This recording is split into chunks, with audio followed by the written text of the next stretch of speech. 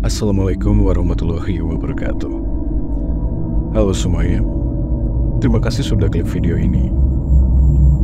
Selamat datang di channel Kitab Hitam, channel yang menceritakan cerita-cerita horor dan misteri yang meskipun kedengaran di luar nalar, tetapi nyata dan ada di sekitar kita. Saya Baskara, host yang akan menceritakan kisah-kisah yang sudah saya kumpulkan di dalam Kitab Hitam. Oh ya, sebelum itu saya juga meminta support kalian semua untuk dapat klik like dan subscribe agar channel ini bisa berkembang menjadi lebih baik lagi ke depannya.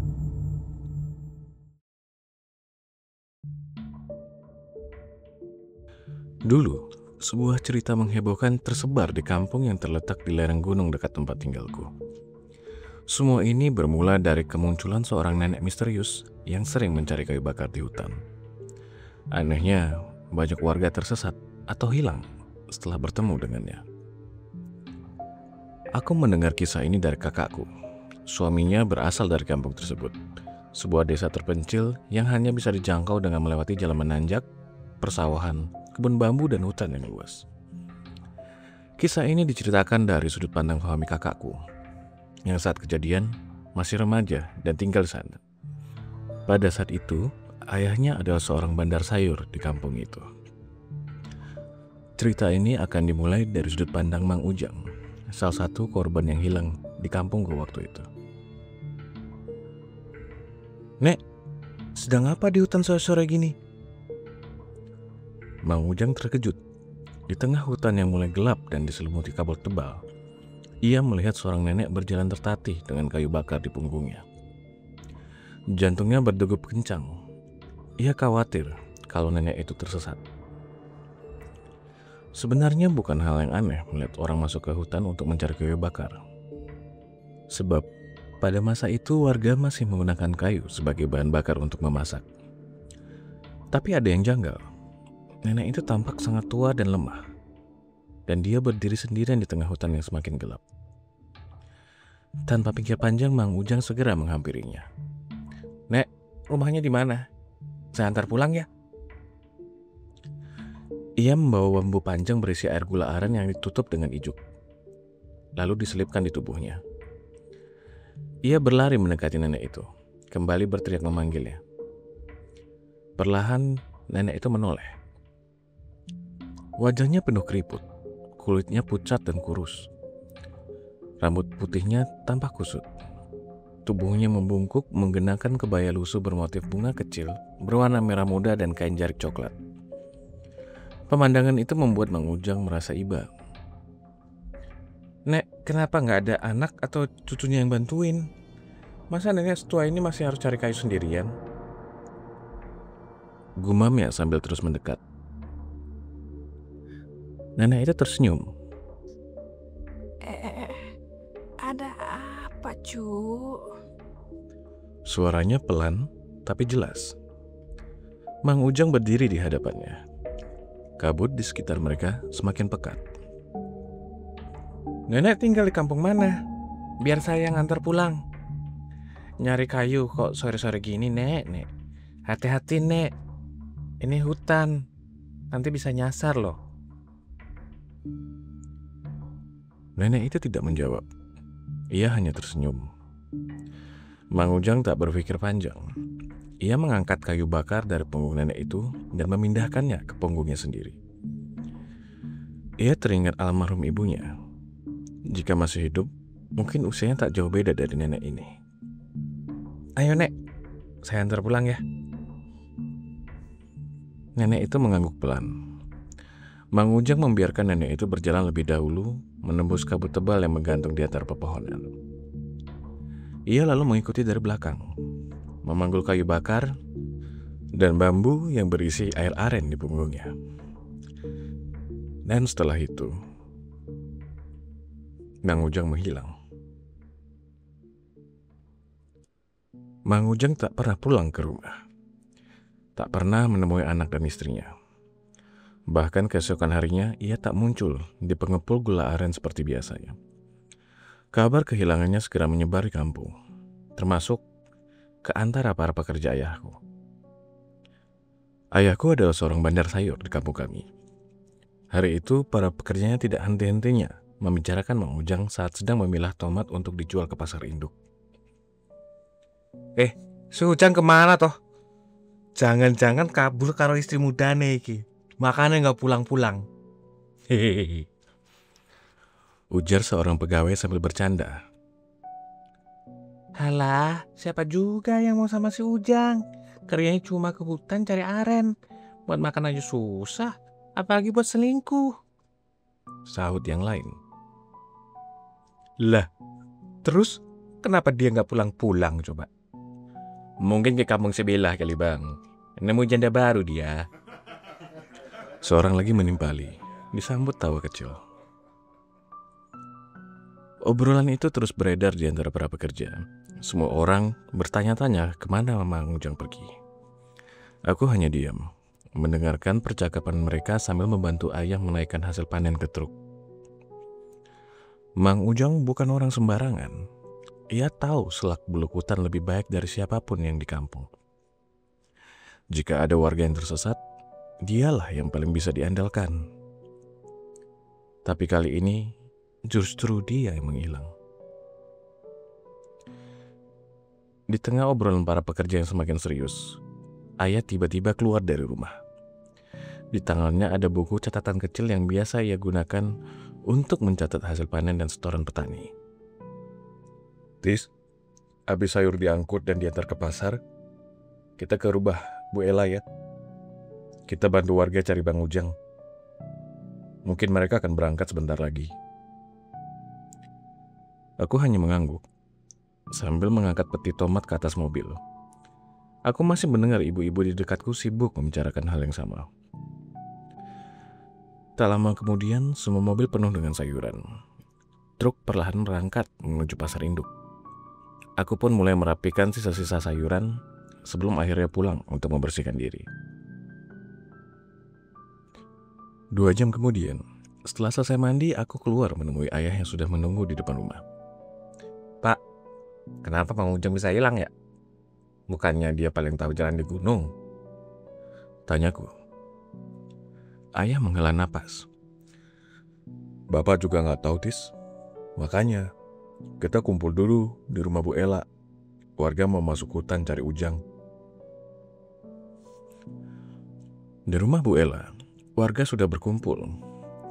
Terlihat istri Mang Ujang yang menangis terseduh-seduh ditenangkan oleh beberapa ibu-ibu. Sementara di luar, para bapak dan pemuda kampung berdiri menunggu instruksi dari Pak RW. Pak RW langsung membuka diskusi ketika bapak dan aku datang pada saat itu. Dimulai dengan rute pencarian Mang Ujang hingga pembagian kelompok pencarian yang menyebar ke beberapa titik di dalam hutan. Gerbang masuk hutan ini terlihat seperti bagian dari alam itu sendiri. 2 pohon besar di sisi jalan setapak menjulurkan dahannya sehingga saling bertaut dan membentuk lengkungan alami. Aku dan bapak melangkah masuk, diikuti para warga yang ikut mencari Mang Ujang. Mereka membawa peralatan dapur dan memukul-mukulnya, berharap suara nyaring itu bisa terdengar jauh ke dalam hutan. Bukan karena percaya mitos, tapi karena gema suara itu bisa membantu Mang Ujang menemukan jalan pulang, jika dia memang tersesat. Namun sejauh apapun kami mencari, tak ada jejak Mang Ujang sama sekali. Gimana? Ada tanda-tanda Mang Ujang nggak? Teriak ayah. Terdengar satu ketukan keras dari beberapa arah, tanda bahwa Mang Ujang belum ditemukan. Jika ada yang menemukannya, mereka seharusnya memberi ketukan berturut-turut dan berteriak. Namun, sampai sore hasilnya tetap nihil. Kami lalu sampai di sebuah lapangan kecil di tengah hutan. Ada sebuah tugu kecil berlumut. Terlihat sangat tua, seakan sudah berdiri di sana ratusan tahun. Tis, jangan lanjut, kata ayahku. Mang kenapa Pak? Tanyaku balik. Kita sudah sampai di perbatasan hutan, dekat kampung sebelah. Tempat ini dilarang. Konon orang-orang yang melakukan pesugihan datang ke sini lewat jalur kampung sebelah. Tapi Pak, bagaimana kalau Mang Ujang lewat sini? Aku mencoba berargumen. Namun ayah menggeleng. Ia tak mau mengambil risiko. Hari itu, pencarian berakhir tanpa hasil. Kami berencana melapor ke aparat desa besok pagi agar pencarian bisa lebih luas dan melibatkan lebih banyak orang. Saat kami berbalik untuk pulang, aku menoleh ke arah tugu kecil itu. Di antara pepohonan, aku melihat sesuatu. Seseorang yang bungkuk, berjalan perlahan di belakang tugu. Aku kini terpaku. Kaki ini melangkah tanpa sadar, ingin melihat lebih jelas. Namun, Mau kemana kamu? suara bapak menghentikanku. Dia menarik pundakku membuatku tersentak. Sudah aku bilang, jangan ke sana. Ayo pulang. Aku hanya mengangguk dan berbalik. Namun sebelum benar-benar pergi, aku kembali menoleh. Dan saat itulah aku melihatnya. Seorang nenek tua berdiri di sana, menatapku sambil tersenyum. Dia tidak terlihat transparan, seperti cerita-cerita hantu yang pernah kudengar.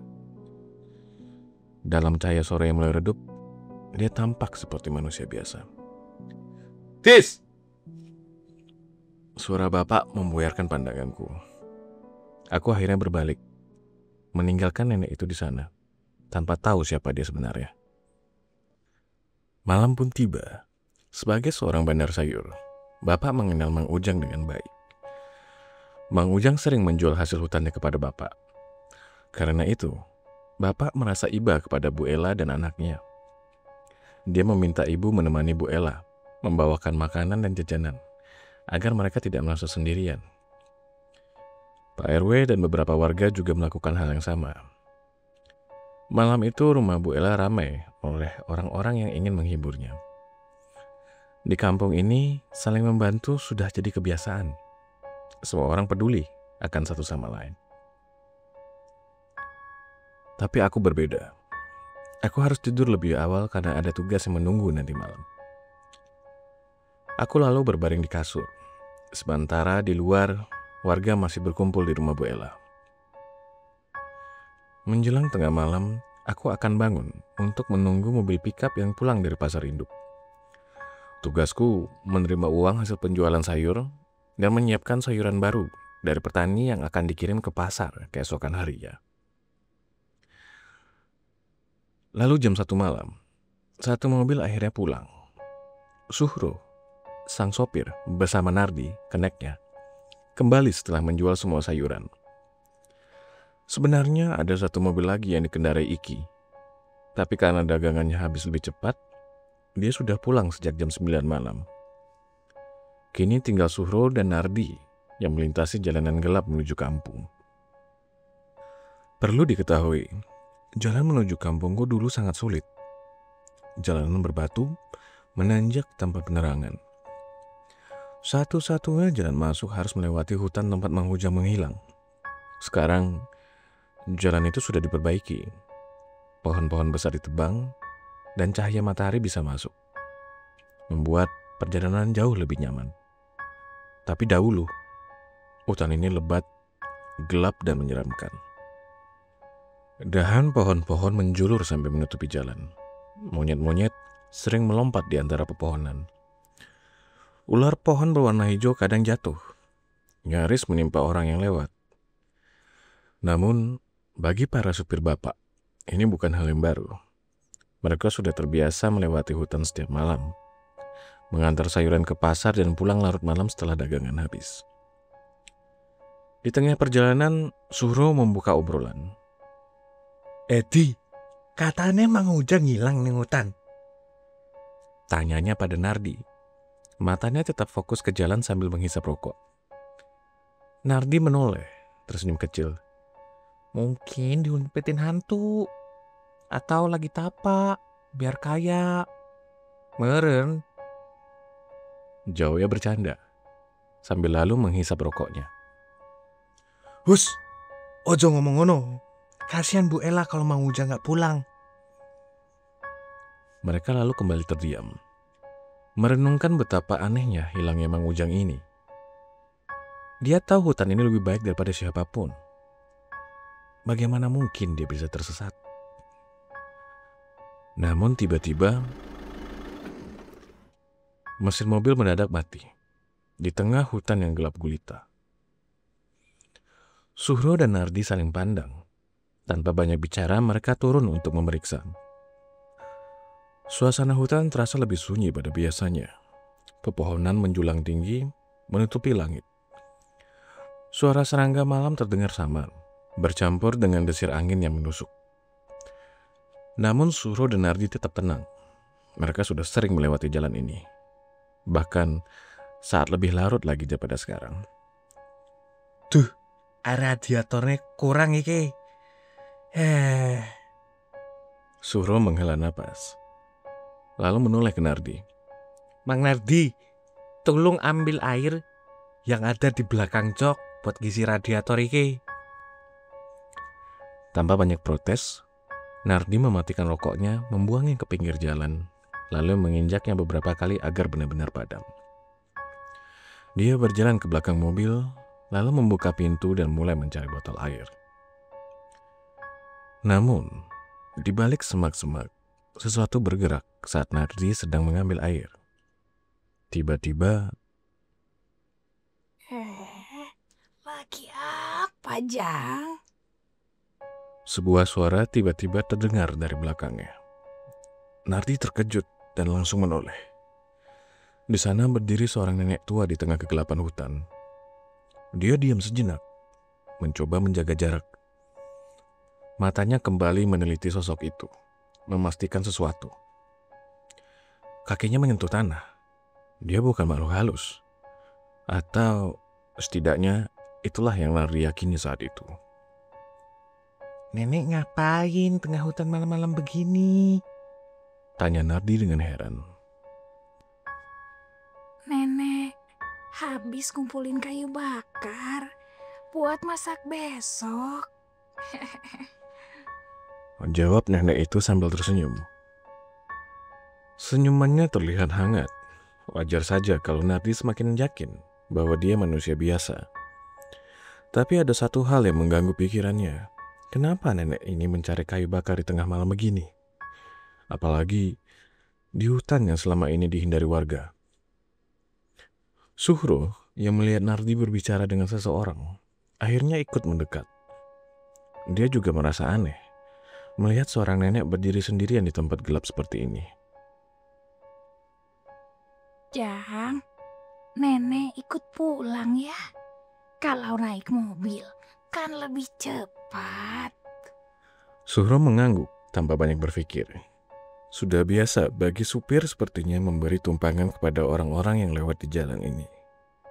Nek, duduk di depan ya, biar lebih nyaman. Tawar Suhro. Tapi nenek itu menolak. Nggak usah, di belakang saja. Kata nenek itu dengan tenang. Ia hanya mengucapkan terima kasih sebelum naik ke bak belakang. Aku yang menunggu mereka kini sedikit terkantuk-kantuk di depan rumah. Dengan secangkir kopi dan sarung yang menutupi seluruh tubuhku, aku menunggu mereka berdua sambil ditemani oleh Iki yang sudah pulang terlebih dahulu dan tertidur di sebelahku pada saat itu. Pada kemana supir ini ya? Kataku sambil melihat jam dinding yang sudah menunjukkan hampir jam 2 pagi. Menunggu mereka, aku hanya melamun sambil menyeruput kopi, melihat gelapnya malam di luar rumah yang bertabur bintang di atas sana. Beberapa menit kemudian, suara mobil meraung di jalan berbatu. Aku yang menunggu di depan rumah sudah merasa mataku terasa berat. Namun, tiba-tiba mobil Suhro dan Nardi muncul dengan kecepatan tinggi. Mereka turun dengan wajah yang panik. Jancok, aku wes ngomong kalau itu demit. Bentak Suhro, napasnya masih tersengal. Tapi iya ayah kayu bakar nak mas.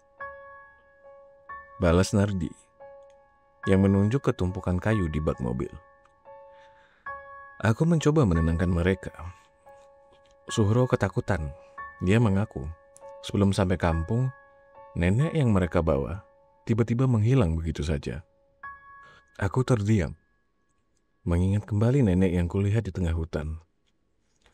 Apakah ini nenek yang sama? Aku tidak tahu. Namun satu hal yang pasti, malam itu tidak akan pernah aku lupakan. Aku lalu membangunkan Iki yang tertidur pulas di sana untuk pulang ke rumahnya.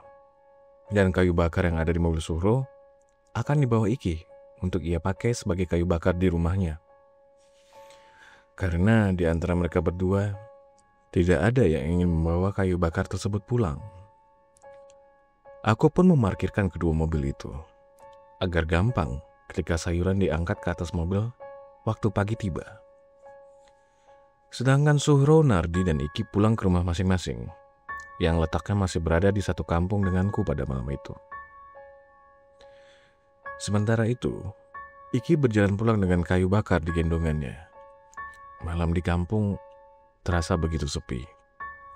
Hanya ada suara gonggongan anjing di kejauhan. Setibanya di rumah, ia membuka pintu perlahan, berusaha untuk tidak membangunkan keluarganya yang tertidur lelap. Dengan hati-hati, ia meletakkan kayu bakar di dekat pintu, lalu menjatuhkan tubuh ke kursi di ruang tengah. Rasa kantuk menyerang begitu kuat, tak butuh lama sampai ia mulai terlelap. Berselimut kain sarung yang membungkus tubuhnya, ia mulai berangkat ke alam mimpi. Di tengah kesunyian malam itu, tiba-tiba suara ketukan pelan terdengar dari pintu depan. Iki mengerjap, matanya masih terasa berat. Ia lalu menoleh ke arah jam dinding yang menunjukkan pukul 4 pagi. "Siapa sih pagi-pagi begini?" gerutunya. Suara itu terdengar lagi, pelan dan teratur. Dengan langkah malas, ia berjalan ke pintu. Engsel tua berdecit saat ia membukanya, dan di depannya berdiri seorang nenek tua. Tubuhnya bungkuk, rambutnya panjang dan berantakan. Wajahnya penuh dengan keriput. Tapi yang paling mengganggu Iki adalah matanya. Tatapannya kosong, tajam, dan menembus ke dalam. Ada apa, Nek?" tanyanya bingung. Nenek itu tersenyum samar. Perlahan ia mengangkat tangan kurusnya yang dipenuhi urat. Nenek mau ambil kayu bakar yang tadi ketinggalan di mobil. Tangannya menunjuk ke dalam rumah, ke arah kayu yang tadi dibawa Iki. Seketika hawa dingin menyusup dari celah pintu, menusuk kulit Iki, dan lalu bulu kuduknya berdiri. Lampu teras berkedip, redup, terang, dan redup lagi. Lalu dalam hitungan detik, nenek itu menghilang, begitu saja tanpa suara dan tanpa jejak. Dan Iki yang berdiri di depan pintunya ikut menghilang pada malam itu. Pagi harinya, kampung digemparkan. Pintu rumah Iki terbuka lebar. Di dalamnya hanya ada tumpukan kayu bakar. Sedangkan Iki tidak ditemukan dimanapun. Keluarganya panik, mencari kemana-mana, bertanya pada tetangga, hingga akhirnya mereka datang ke rumahku. Aku terkejut saat bapak membangunkanku waktu itu. Biasanya setelah menerima sayuran dari petani subuh tadi, aku akan tidur lagi di teras rumah sampai siang. Tapi kali ini berbeda. Aku baru saja tidur 1 jam dan kini harus terjaga karena sesuatu yang serius. Yaitu tentang Iki yang menghilang. Keluarganya bahkan membawa kayu bakar sebagai bukti bahwa Iki benar-benar sempat pulang. Aku mencoba menjelaskan. Aku menceritakan bagaimana Suhro dan Nardi bertemu dengan nenek tua di jalan. Bagaimana dia tiba-tiba menghilang dan bagaimana Iki pulang malam itu setelah tidur di dekatku. Tapi sekarang ia lenyap begitu saja. Apa ini ada hubungannya dengan nenek yang ikut menumpang di mobil Suruh dan Nardi ya, Pak? Tanyaku kepada bapak. Bapak hanya terdiam. Wajahnya tampak serius. Bisa jadi ini ada hubungannya dengan tempat pesugihan di balik hutan yang kemarin bapak ceritakan. Ucapnya. Aku tercekat. Bapak juga melihat nenek itu di lapangan waktu kita mencari Mang Ujang. Lanjut bapak. Pak RW lalu dipanggil. Karena ini bukan masalah biasa. 2 orang sudah hilang tanpa jejak. Bapak lalu mengusulkan pencarian lagi ke dalam hutan. Tapi Pak, kalau tempat itu benar-benar tempat pesugihan, apa kita tidak akan kena balaknya? Tanya salah satu warga dengan ragu.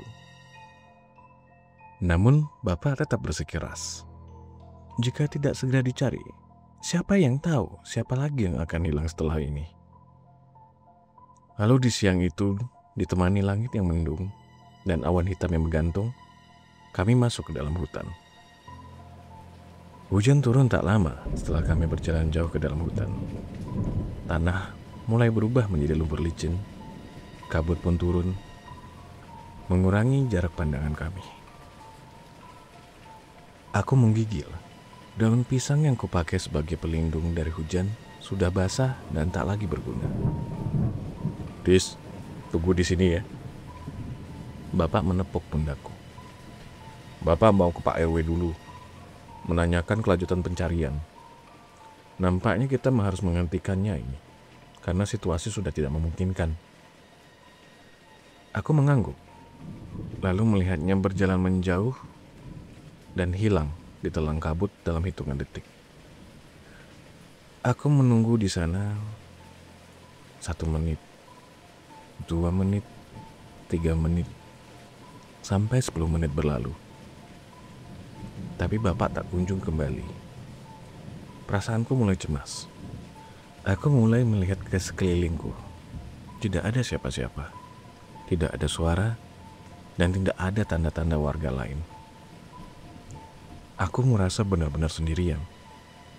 Di tengah hujan lebat yang kini tertutup kabut pekat. Tanpa berpikir panjang, aku memutuskan untuk menyusul bapak. Sebelum aku juga menghilang seperti Iki dan Mang Ujang. Langkahku sangat berhati-hati, karena jalanan licin akibat hujan. Aku lalu berpegangan pada dahan pohon agar tidak tergelincir. Semakin aku berjalan, semakin aku merasa aneh. Aku sama sekali tidak mendengar suara warga apapun. Tidak ada sama sekali tanda-tanda ada orang lain di sekitarku. Aku benar-benar sendirian. Hanya ada kabut putih dan pepohonan gelap di sekelilingku. Apa aku tersesat? Atau justru bapak yang tersesat? Aku tidak tahu. Yang pasti, aku harus segera kembali. Lalu, dari balik kabut, aku melihat 2 bayangan samar. Mereka berdiri berhadapan, tampak seperti sedang berbicara. Aku memperhatikan lebih seksama. Dari siluetnya, aku yakin itu bapakku dan Pak RW. Rasa lega mulai menyelimuti dadaku. Aku lalu mempercepat langkah, meskipun jalanan ini licin. Aku mencoba memanggil mereka, tapi suara hujan menelan suaraku.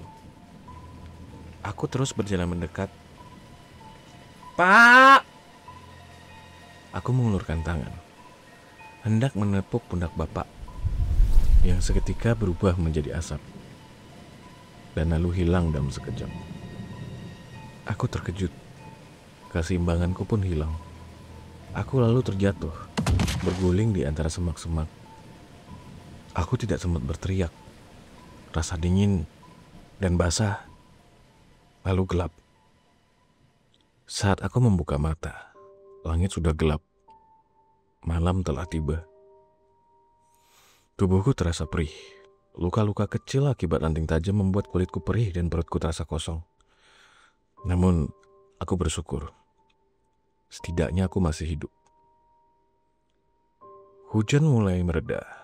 Cahaya bulan purnama menyelinap di balik pohon-pohon, memberikan penerangan samar pada hutan yang masih terasa asing bagiku. Aku bersandar di bawah pohon besar, mencoba mengatur nafasku. Aku harus bagaimana sekarang? Aku terlalu lemas untuk berdiri, tapi aku tidak bisa berdiam diri lebih lama. Tiba-tiba, suara burung hantu terdengar, menggema di antara pepohonan. Aku tersentak, jantungku berdegup lebih kencang. Aku memeluk tubuhku sendiri, mencoba meredakan rasa takut yang mulai merayap. Aku sama sekali tidak berani menoleh ke sekelilingku. Semakin aku mendengar suara-suara hutan, semakin aku merasa ada yang mengawasi. Aku tidak bisa berteriak. Tidak ada gunanya menurutku.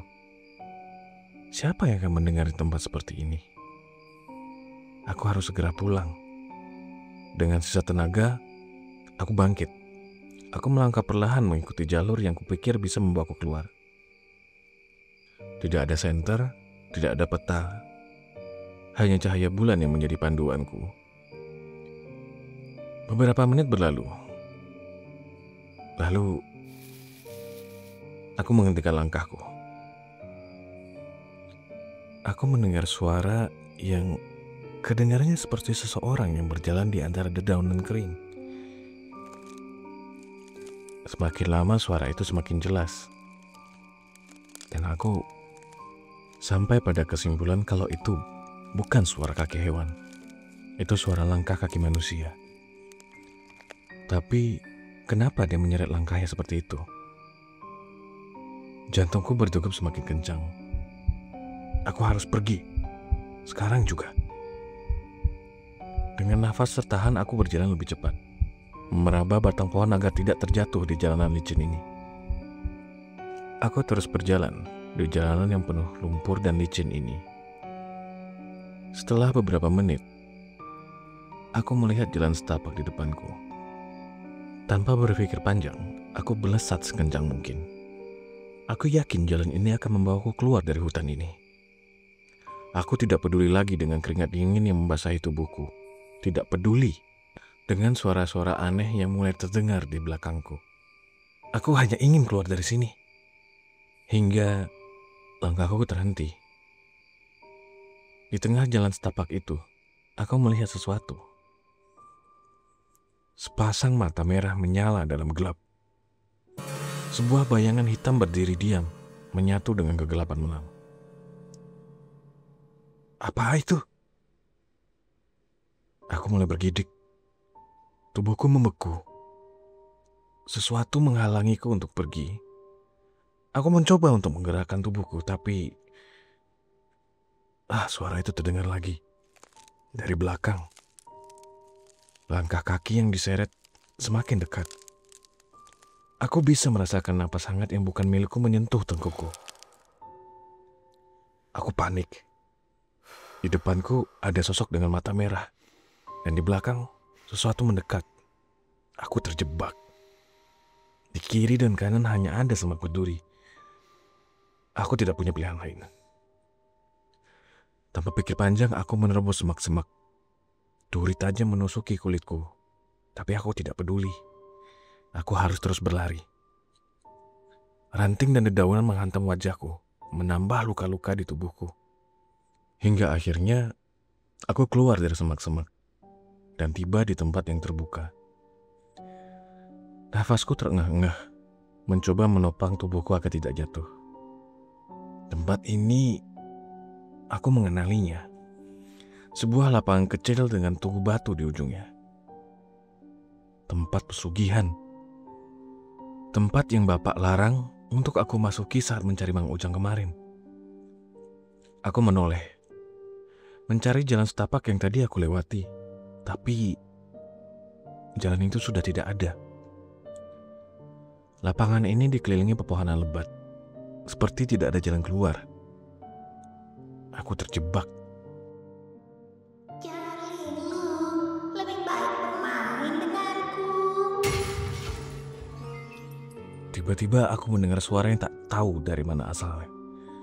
tapi terdengar jelas di kupingku. Kesini yuk main. Suara itu nyaring, cempreng, dan terdengar sangat menyeramkan.